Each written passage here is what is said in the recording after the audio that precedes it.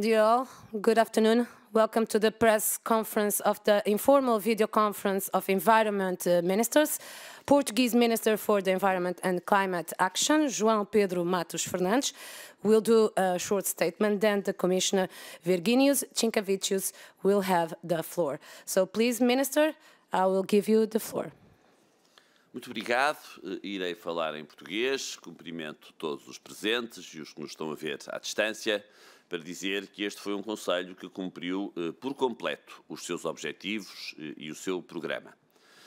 Confirmamos a aprovação de dois importantes documentos. Em primeiro lugar, o mandato para discutir com o Conselho o 8º Programa de Ação em matéria de ambiente e confirmamos também a aprovação da estratégia para a sustentabilidade dos produtos químicos Tempo de Agir.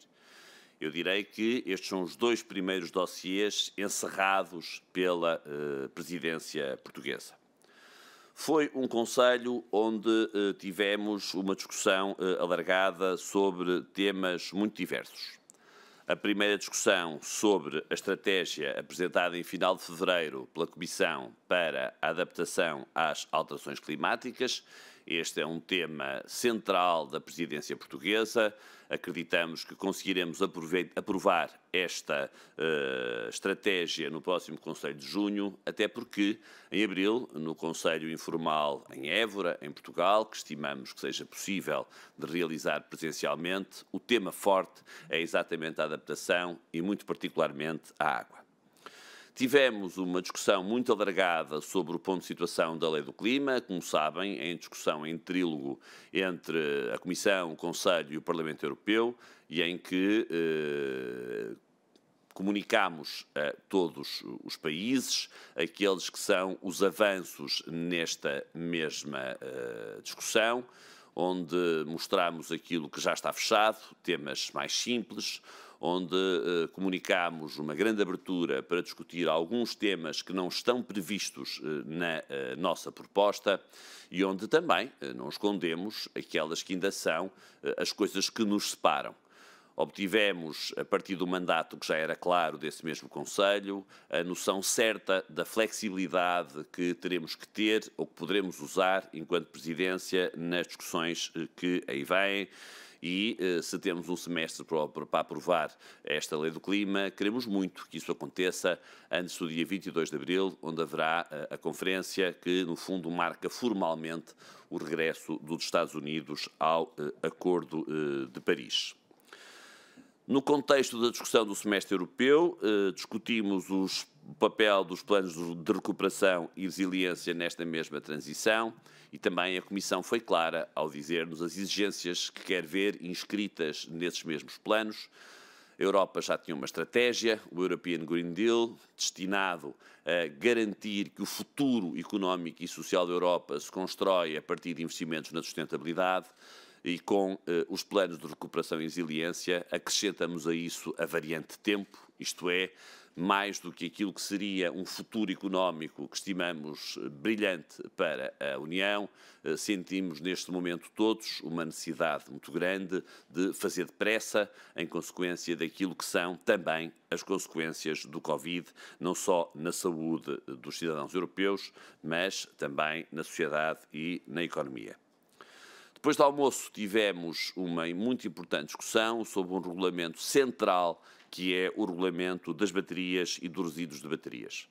Só o regulamento já ter esse nome é muito significativo. Nós não estamos apenas a discutir um produto, um bem que se vai multiplicar na Europa em consequência daquela que também sabemos ser a necessidade do aumento da cota de mobilidade elétrica na mobilidade individual, mas tão importante como discutir o que é o produto em si e as suas características e os seus cuidados ambientais, é fundamental perceber-se que uma bateria não deixa de existir quando deixa de ser utilizada e, por isso, a reciclagem é absolutamente fundamental para podermos perceber todo o ciclo de vida deste produto. Isto é muito importante, não só para as baterias elas mesmas, mas para fixar um novo padrão para novos produtos cuja utilização se venha a intensificar na Europa numa perspectiva de economia circular. Foram ainda prestadas informações sobre as reuniões internacionais que aconteceram até hoje, muito particularmente a UNEA 5 em Nairobi, e, no final, já de iniciativa exclusiva da Comissão, foi apresentada a estratégia das florestas pós-2020, pelo Comissário Virginio Sinquevicius, portanto não irei referi-la com detalhe, e também a revisão da política comercial pelo Vice-Presidente Dombrovskis, onde esta nova proposta de política comercial pretende ser uma política comercial aberta, respeitando as regras do comércio internacional, mas sustentável e assertiva. Muito obrigado. Thank you, Minister. Please, Commissioner, I will give you the floor now. Thank you very much. Good afternoon, everybody, and thank you to João Pedro. Let me also share with you my takes from this very fruitful video conference of environment ministers today. The morning was indeed dedicated to climate issues, and in particular the climate adaptation strategy and the European climate law, both covered by the Executive Vice President Frans Timmermans. Then in the discussions on the greening the European semester, the EVP recalled the need to ensure that member states reforms and investments under the Recovery and Resilience Facility contribute to environmental sustainability, and that national recovery and resilience plans are aligned with the country-specific recommendations and with challenges identified in the context of the European semester. Ministers also reminded of the need to ensure that the Central European Green Deal principle of do no significant harm is observed in practice on the ground. This afternoon, we turned to the environment. We had a very important policy debate on the batteries proposal presented by the Commission in December. Ministers looked at three aspects of the proposal: the legal basis, the sustainability requirements, and the methods and targets for collection and recycling. I explained why the Commission had retained the proposed internal market legal basis, recalling also that the proposal takes a life cycle approach to regulating products and that its scope covers the key aspects that make batteries truly sustainable. We now hope that the European Parliament will also start its discussions on this important proposal, which we of course want to see adopted as quickly as possible. We then went through a number of AOB points. The Presidency presented the Council mandate on the 8th Environment Action Programme. We also touched upon the Council conclusions on the chemical strategy for sustainability, our first step towards zero pollution ambition for a toxic-free environment. These conclusions were adopted earlier this week, and I'm extremely thankful for the support shown by the Council for the ambition of the Commission strategy. I assured ministers that we remain fully committed to delivering the actions included in the strategy and to engaging with all stakeholders and member states during the implementation phase. Together with Presidency, I then reported briefly on the outcome of the first part session of the 5th gathering on the United Nations Environmental Assembly in February. I thank ministers for the good cooperation and welcome the launch of the Global Alliance for Circular Economy and Resource Efficiency.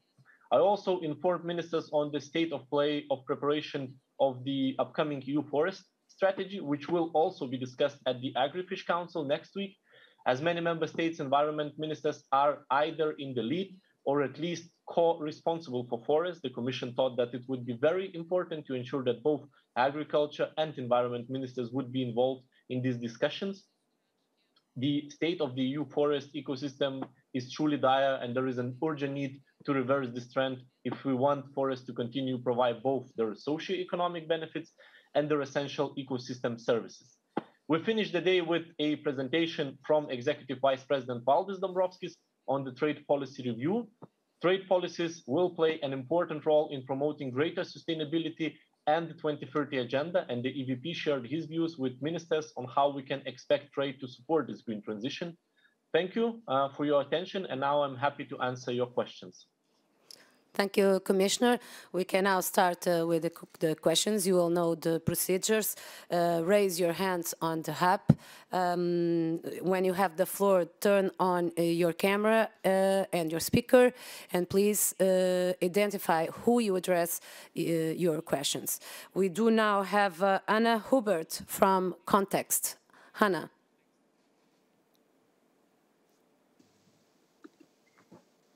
Yes, can you hear me and see me? Yes. All right. My question is actually for the Commission and especially for Mr. Timmermans, even if he's not here for the moment.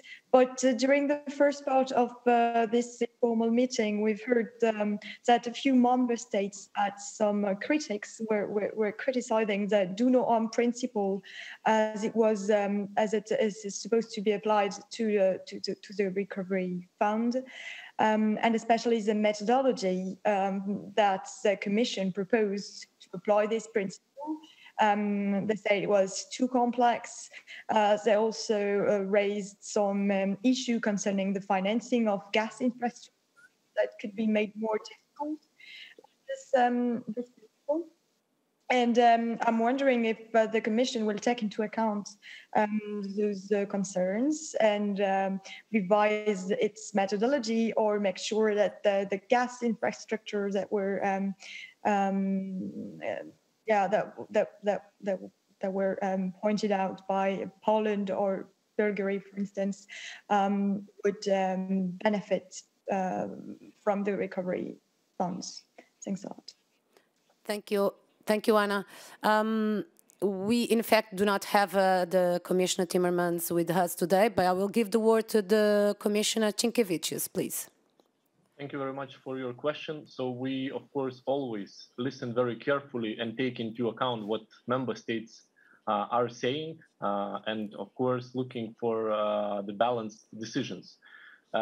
Speaking about the guidance, the Commission guidance was prepared taking into account the main objective and the relevant articles of the taxonomy regulation. And the Recovery and Resilience Facility regulations refers to the taxonomy regulation to define the do no significant harm. But their objectives and scope are different. It is for this reason that Recovery and Resilience Facility regulation requested the Commission to set out guidance to that effect. The guidance aims at clarifying the meaning of the do no significant harm and how it should be applied in the context of the facility. It also provides very specific examples which can facilitate the member states' task to demonstrate their proposed measures effectively complying with this condition. And as the green transition is a key dimension of the Recovery and Resilience Facility, we need to make sure together that each investment project does not affect significantly any of its 6 environmental objectives of Article 17 of the taxonomy regulation. And to that end, individual checks is the only way forward. Thank you, Commissioner. I will give the floor to Andrea Neves from Antena 1. Hi, hello.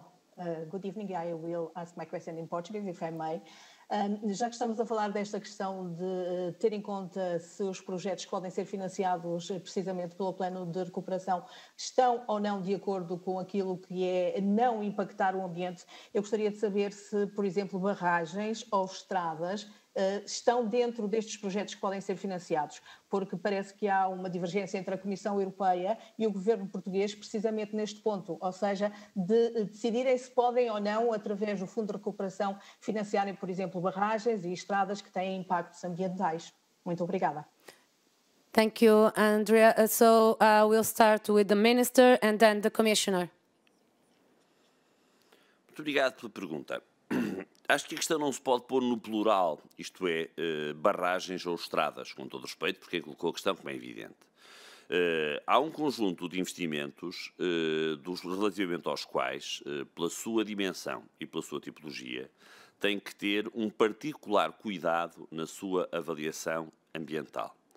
No caso do PRR português, na primeira versão que veio a público, não há barragens. Há uma proposta de uma barragem numa zona onde há uma evidente falta de água e, por isso, este desejo de Portugal, porque esta é, obviamente, sempre sujeita a uma avaliação de impacto ambiental, a forma mais eficaz de podermos ter água, por exemplo, para consumo humano.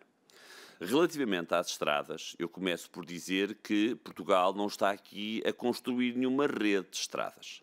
Estamos a falar de projetos de pequena dimensão, entre os 7, 9, 10, 11 quilómetros, e que têm basicamente 3 objetivos. Promover ligações transfronteiriças, e há uma aposta política para as ligações entre Portugal e Espanha, de ambos os países, numa estratégia transfronteiriça comum, e onde não há, por um lado, ligações e não há massa para poder imaginar nesses mesmos corredores a existência de formas de transporte coletivo.